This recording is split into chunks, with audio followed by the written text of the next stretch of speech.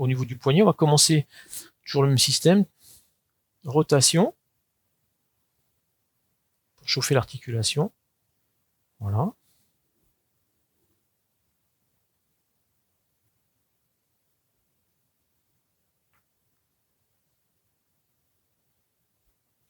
Ensuite, le système de l'essorage pour répartir les liquides.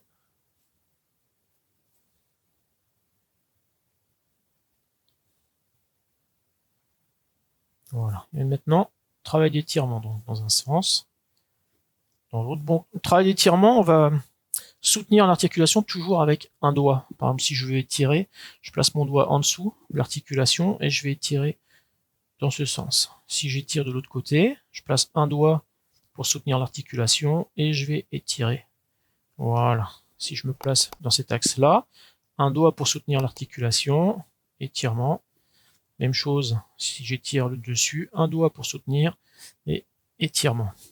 Ensuite, je vais pouvoir opérer un lissage. Donc pour ça, je vais placer son pouce entre mon auriculaire et mon annulaire. Même chose de l'autre côté.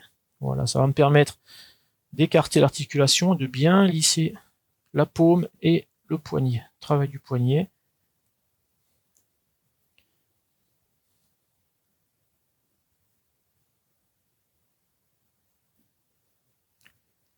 Voilà. Au niveau des points locaux, on va pouvoir travailler sur le 5e point de l'intestin grêle. On va pouvoir travailler sur le 5e point du triple réchauffeur. On va pouvoir travailler sur le 7e point du poumon. Si la douleur se prolonge au niveau du pouce, on peut éventuellement rajouter le 4e point du gros intestin. Voilà, et tout ça en dispersion sur l'articulation. Donc maintenant, au niveau du traitement des méridiens, imaginons que la douleur ne se trouve pas sur un méridien précis, mais entre deux méridiens. On va prendre comme exemple le méridien du poumon et le méridien du péricarde.